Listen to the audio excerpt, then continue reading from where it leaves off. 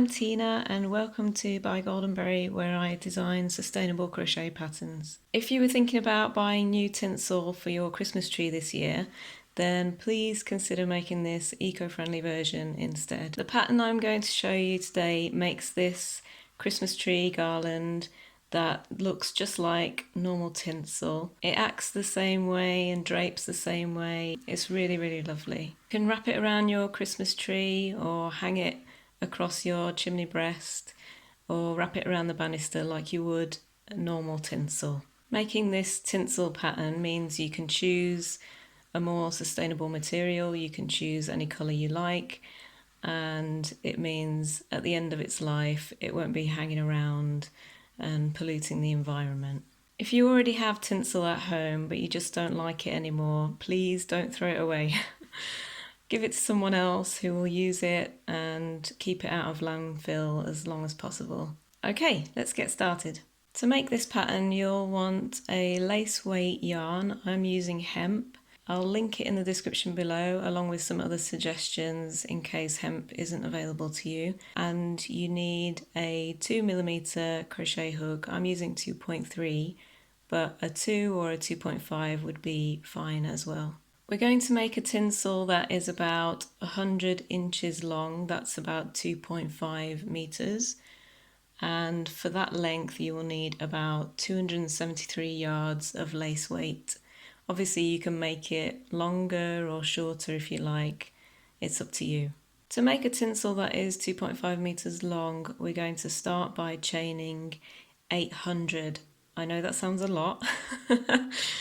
But we're going to do it in 20s so that we can keep track of how many we have. So for that you're going to need a few stitch markers. I'm going to use these paper clips. So grab yourself some stitch markers and we'll start chaining. So we'll begin by chaining 20 at first. So let's do that. 1, 2,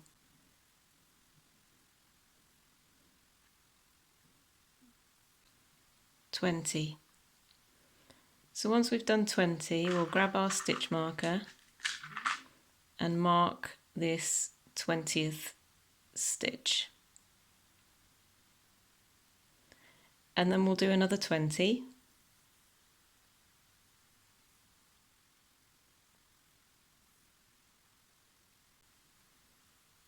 That's another 20. Grab another stitch marker. Mark the 20th stitch and carry on like that, and then at the end when you're nearly at 800 you can just count them up really quickly in 20s.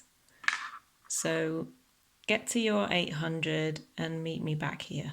Just for the purpose of this video I've made 200 chains and not 800, just to give you an idea of what the chain looks like. So we've got this long chain with stitch markers in every 20 stitches, which means we can easily count them up in 20s to get to 800.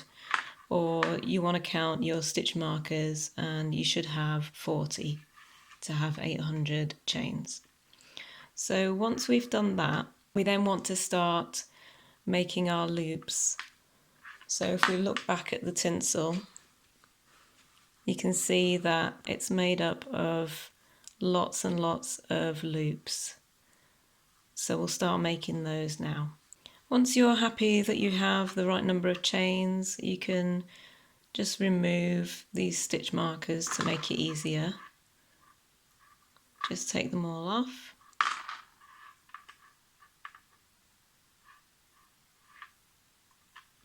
And then we can start our loops. So I've taken off all the stitch markers and I'm happy with the number of chains that I have, or the length that I have. I've kept one stitch marker available for the loops. I'll go through that in a bit. We start our first loop in the very first chain from the hook, right there. And what I like to do is use this stitch marker to mark the second chain from the hook. The reason I do this is because making the loop tends to tighten the next chain. So I keep it there just to keep track of the second chain or the next chain that I'm going to be working in. So we're going to work straight into this first chain here. So what we want to do is we want to hold our yarn in a way that creates this V shape here. You need it to be lifted. I use my middle finger, but you could use your index finger instead if you prefer, if that's easier for you, like that. Whichever finger you use, it doesn't really matter. So you just want this V shape here. So how we work the loop is we put our hook into the stitch, into the chain, sorry, and move our hook around this first piece of yarn here and hook on to the back like that. Bring it forward to the front of the other strand and pull it through the chain. Then you have 2 loops on the hook. At this point you can take this loop off your finger, move it to the side here, and yarn over and pull through the last 2 loops on the hook. So this is your first loop. So we'll do that again. We're going to make 3 of these loops into each chain. So we'll go back into the chain, into the same chain.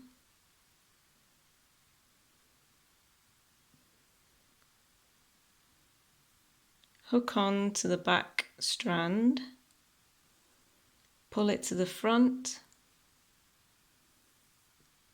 pull through the chain, take the loop off your finger, yarn over and pull through both loops. And one more time, into the chain, go around the first strand, hook onto the strand at the back, bring it forward, through the chain, take the loop off your finger, move it to the side, yarn over and pull through. So at this point, the first chain of 3 loops is done.